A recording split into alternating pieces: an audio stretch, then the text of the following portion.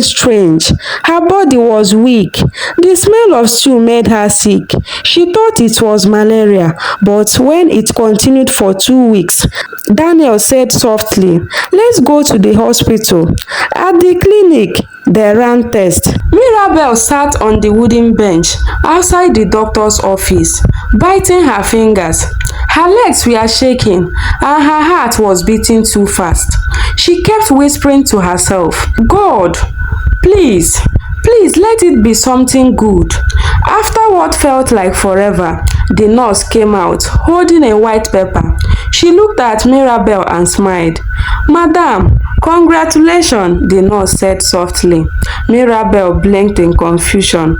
"Congratulations? For what?" The nurse smiled again.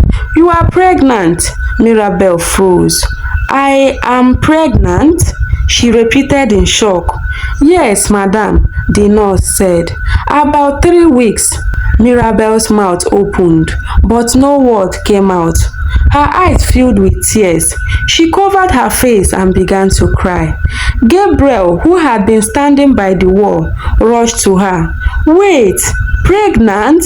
Are you sure?" The nurse laughed. "Very sure. She is going to be a mother." Gabriel dropped to his knees beside Mira and hugged her tightly. "Mirabel, you are carrying my child. Oh my God!" Mirabel cried harder, holding on to him. "Gabriel, I can't believe it. I can't believe this." He lifted her up, laughing through tears. "You deserve this, my love. You really do." In the weeks that followed, their home became filled with joy. Gabriel started painting a small room light yellow, preparing for the baby. Josephine came around to help arrange the baby things. Their friends came visiting with smiles and gifts. Everything was peaceful until one day during a checkup. The doctor looked at the screen, then turned to them with surprise on his face. "Madam," he said quietly, "I'm hearing more than one heartbeat." Mirabel frowned. "More than one?" The doctor nodded. "Yes, 3 heartbeats." Mirabel's eyes widened. "Three?" The nurse smiled. "You are carrying triplet." Mirabel screamed in shock and joy. "Triplet?" Gabriel jumped up, shouting, "Jesus Christ! 3 at once? God, you are wonderful." The nurse laughed as Mirabel sat up, covering her face. "I can't believe this," she said between tears. "God has remembered me." When the time came, Mirabel gave birth to 3 healthy baby boys. The cries of the newborn filled the hospital room. Gabriel couldn't stop smiling. He held one of them and said proudly, "This one has my nose. He is mine." Mirabel wept tears of joy. "God, you have wiped away my shame. You gave me more than I asked for." The news spread quickly through the neighborhood. Everyone came to see the miracle woman who gave birth to triplets after years of waiting. Some came with gifts, some with apologies, and some just came to look and whisper. But far away, Kene knew nothing. He was living his big life in the city. New cars, fine suits, expensive house. Yet, peace never stayed with him. Every night, he would sit by the window, lost in thought. He had left Mirabel because he thought she could not give him a child. Now, even with all his money, something inside him still felt empty. It was a quiet Sunday morning, the kind of morning that made the world feel slow and soft. Kene sat on his couch, scrolling through Instagram absent-mindedly. His phone light glowed against his face as pictures flashed one after another. Then suddenly, he froze. A small baby's leg, soft, brown, wrapped in a white blanket. He blinked and scrolled down a little. Another photo appeared, tiny fingers holding a woman's thumb. Something about the picture made his heart race. He zoomed in slightly, his breath catching. The woman's hand in the photo, the skin tone, the curve of her fingers. It looked so familiar. It looked like Mirabel. No, it can't be, he whispered. He stared again. The background of the photo, the blue curtains, the soft pillow, everything seemed too familiar. But then he laughed nervously. No, no, no, no, it is just coincidence, he said to himself. There are millions of hens like that. Still, his heart refused to rest. The thought kept coming back. What if it is really her? Before he could think too long, his phone began to ring. He looked at the screen. It was Daniel, his closest friend. Kenneth sighed and answered. Guy, wetin dey happen? Daniel's voice came through, full of excitement. Bro, there is someone you need to meet. Kenneth leaned back lazily. Who again? Daniel chuckled. Her name is Jennifer. She just came back from Lagos. Fashion designer, rich family, fine like morning sun. And guess what? She is looking for a serious man, not one of those small boys online. Kenneth laughed. You dey advertise her like car for sale. I'm serious, Daniel said. This one is different. You will like her. Kenneth sighed and rubbed his temple. Fine, fine. Set it up. 2 nights later, they met at a fancy restaurant. Jennifer walked in, tall and graceful. Her long curly hair framed her glowing face, and her nails were painted gold. Her gown shimmered under the light. Simple, elegant, expensive. But it wasn't her beauty that caught Kenneth's attention. It was her voice. Calm, bold, confident. So you are the famous Kenneth? She said with a small smile, swelling her wine glass. And you must be Jennifer, the woman everyone is talking about, he replied with a grin. They talked for hours about business, about travel, about life. Then, almost without thinking, Kenneth brought up something personal. I have always wanted children, he said quietly. I just haven't found the right woman. Jennifer looked at him for a moment. You were married before, right? Yes, he said quickly. But she couldn't give me a child. We tried for years. Jennifer said nothing. She just nodded, her eyes soft. I'm not in a hurry, but I do want children someday. Maybe 2 or 3. Kenneth smiled. Same here. From that night, they became inseparable. People began to notice. They went to weddings together, business events, even church. Everyone whispered, Kenneth has finally moved on. He started spoiling her, new phones, dresses, even a car.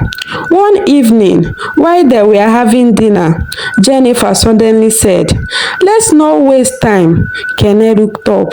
What do you mean? She smiled. Marriage. Let's do it. He blinked. You are serious?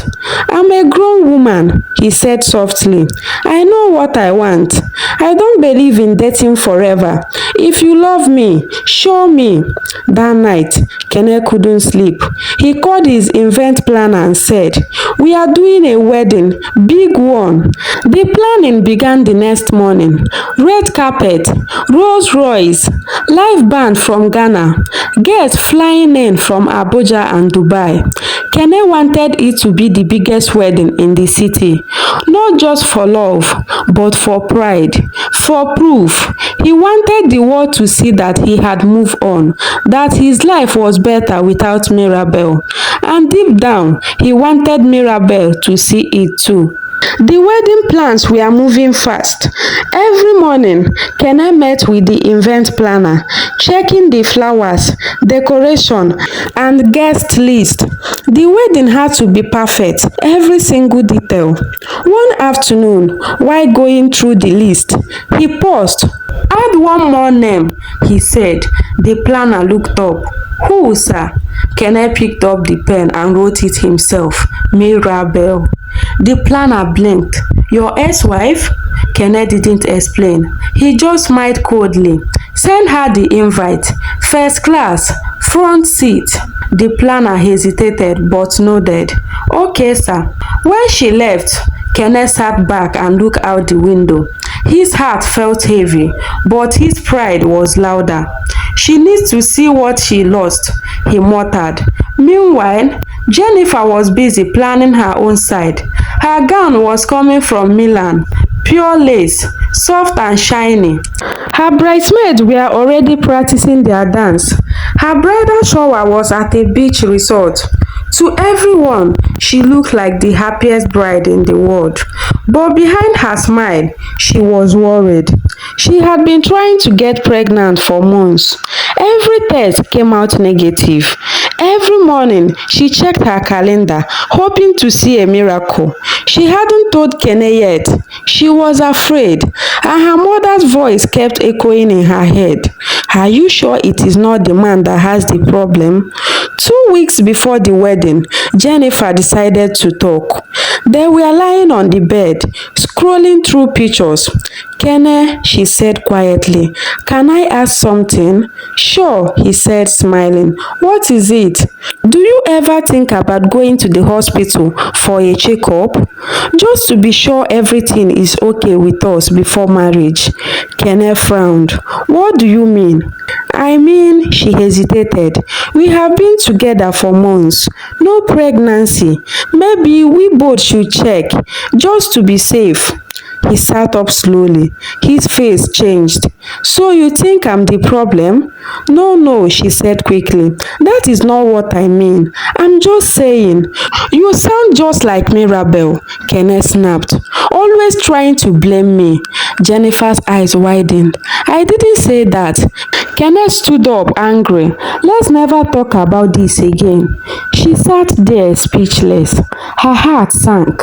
That night, while Kenneth slept peacefully beside her, Jennifer turned to the wall and cried quietly. A small fear had entered her heart. Maybe she wasn't the only one who needed to be tested. But Kenneth was busy, focusing on one thing, the wedding. He told his friends proudly, this wedding will shake the whole city. Mirabel will see that my life is better now. Daniel raised his brows. Bro, you sure it is a good idea to invite her? Kenneth smirked. I want her to come. I want her to sit in front and see me happy. Daniel shook his head. You still haven't healed, my guy. I'm fine, Kenneth said sharply. I just want her to know she lost something good. But deep down, he wasn't fine. That night before the wedding rehearsal, he sat alone in the hall. The decorations were up. Roses, chandeliers, golden chairs, everything beautiful. But Kenneth couldn't breathe. He looked around and remembered the way Mirabel used to smile when she fixed his tie, how she prayed for him every morning, how she cried the night he told her to leave. He shook his head hard. No, he whispered to himself. She was the problem. I made the right choice. Still, something in his chest felt heavy, like regret. Meanwhile, in a quiet house across town, Mirabel was bathing one of the triplets when her phone buzzed. Her friend Josephine picked it up and froze. Mirabel, she whispered. What is it? Mirabel asked, drying her baby's hair. Josephine held up the phone. It was a wedding invitation. Mirabel frowned. From who? Josephine's eyes darkened. From Kenneth. The name hit Mirabel like a slap. She took the phone, stared at the gold invitation, then slowly placed it on the table. Josephine was already angry. Is he mad? How can he send you this? But Mirabel just stood still, holding her baby. Her eyes were calm. It is okay, she said softly. Let him have his wedding. You are not going, right? Josephine asked quickly. Mirabel didn't answer. She just smiled gently and walked to her room with quiet confidence. Josephine followed her. Wait, Mirabel, you are not planning anything, are you? Mirabel stopped by the window. Outside, the wind was blowing softly. Her babies were sleeping peaceful on the rug. She looked at them and said quietly, he wants me to come and feel small, but maybe it is time he sees the truth. Josephine blinked. What truth? Mirabel turned slowly. Her eyes were calm but strong. That I was never the problem, Josephine gasped. You want to go to the wedding? Mirabel nodded once. With the boys. Josephine covered her mouth. Then she laughed nervously. Ha! That man will faint. Mirabel smiled. Maybe it is time he sees what he threw away. That night, they began to plan. Mirabel went to her wardrobe and brought out a long red gown she had kept for a special day. It was sewn months ago, but she had never worn it. Josephine brought out her makeup kit and smiled. If we are doing this, we will do it well, she said. Mirabel nodded. I don't want to look loud. I want to look peaceful but powerful. Say less, Josephine grinned. You will look like God's proof.